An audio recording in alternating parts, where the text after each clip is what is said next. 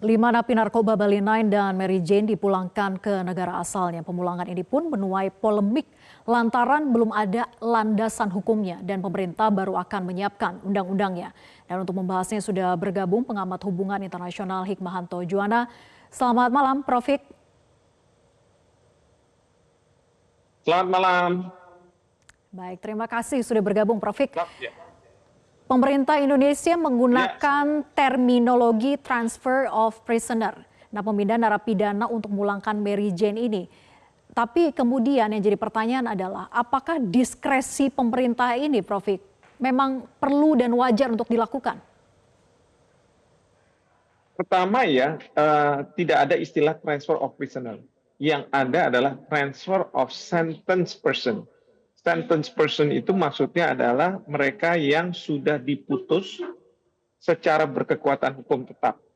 Jadi transfer of prisoner, prisoner ini sebenarnya merujuk pada exchange of prisoner. Kalau exchange of prisoner, maka ini berkaitan dengan situasi perang, di mana masing-masing negara menahan lawannya mungkin, dan kemudian akan ada pertukaran tawanan perang, exchange of prisoner. Tapi ini sekali lagi dikenal dalam kondisi perang.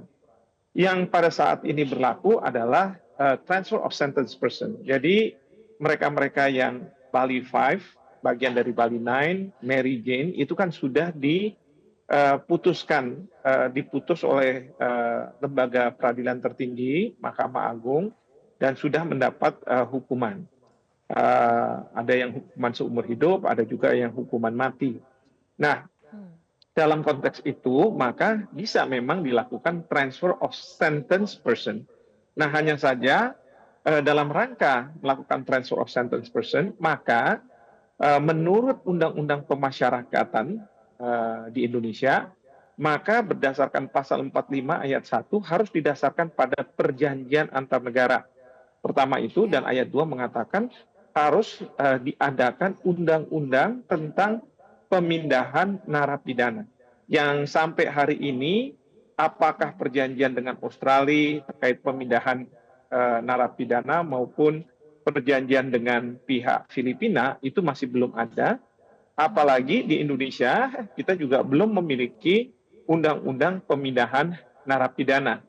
Di masa lalu, di bawah pemerintahan Joko Widodo, hal seperti ini biasanya ditolak karena Indonesia masih belum memiliki undang-undang pemindahan narapidana. Nah, namun demikian pada masa Presiden Prabowo, atas dasar diskresi kemudian dibuatlah yang Bapak Menko Hukum dan HAM ini mengatakan disebut sebagai practical arrangement. Jadi ini bukan juga agreement, practical arrangement.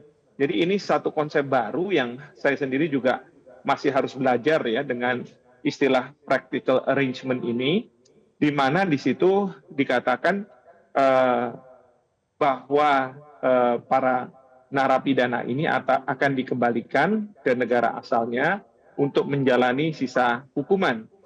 Hanya saja terkait dengan Mary Jane ini agak sedikit ada kejanggalan.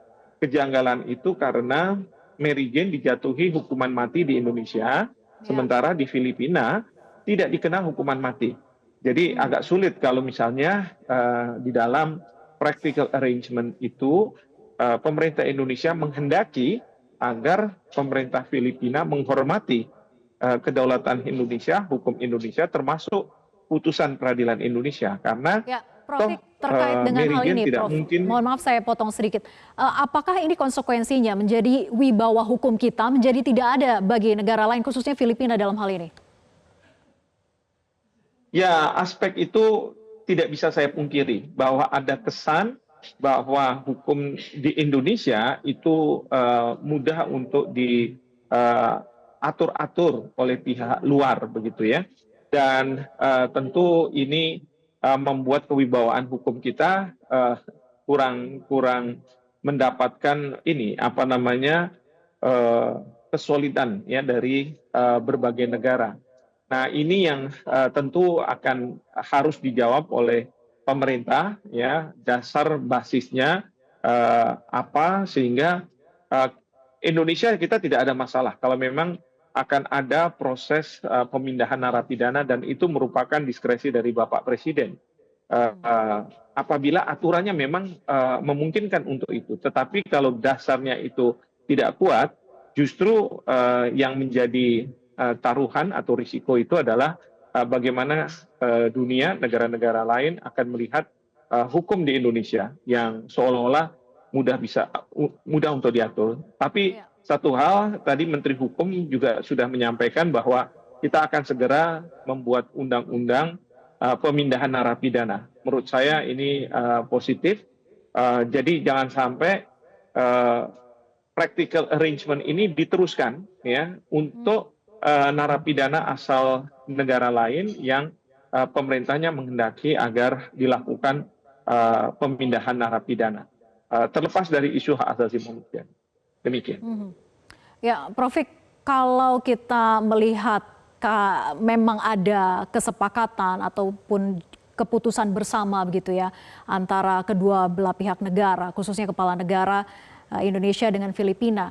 Apakah juga ini bisa menjamin WNI kita yang diputuskan di sana secara kekuatan hukum tetap yang berlaku di Filipina kemudian juga bisa diberlakukan yang sama kemudian dipulangkan ke Indonesia? Ya, kalau Filipina ataupun Australia tentu bisa. Kalau saya tidak salah di dalam practical arrangement disebutkan bahwa ini bisa berlaku secara vice versa, timbal balik ya.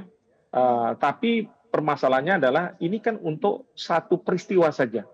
Nah, pertanyaannya adalah adakah warga kita yang menjalani hukuman dan kemudian minta untuk dikembalikan, karena ini harus dari pihak narapidananya. Yang saya khawatirkan justru para narapidana kita tidak mau pulang dari, khususnya kalau dari Australia ya, dan kita juga karena mereka merasa bahwa kondisi lembaga pemasyarakatan di Indonesia mungkin tidak sebaik seperti di Australia. Yang kedua yang kita perlu pikirkan adalah sebenarnya masih banyak nih anak-anak kita yang di bawah umur yang masuk dalam tahanan di Australia karena mereka dituduh melakukan penyelundupan manusia, membawa orang-orang dari Timur Tengah masuk ke Australia. Nah, ini yang harus jadi concern. Ini jumlahnya banyak ini. Nah, pertanyaannya adalah apakah Australia akan melakukan pembebasan terhadap mereka-mereka ini. Nah, tetapi ini hanya berlaku untuk Filipina dan Australia, ya. Tidak berlaku misalnya di Arab Saudi, karena di Arab Saudi juga banyak juga warga kita yang sudah mendapatkan vonis hukuman mati, tinggal dilakukan pelaksanaan. Tentu ini tidak bisa berlaku bagi mereka, karena tentu Arab Saudi akan mengatakan kami punya kedaulatan, kami ingin menjalankan proses hukum kami, dan kalau misalnya memang mau lepas dari hukuman mati, maka ada proses yang disebut sebagai diat, harus membayar uang diat. Mungkin itu bisa dilakukan, tapi sekali lagi ini tidak bisa berlaku di negara-negara lain kecuali Filipina dan Australia. Seperti itu. Baik, terima kasih Prof. Hikmahanto Juwana sudah bergabung bersama kami di Prime Time News. Selamat malam.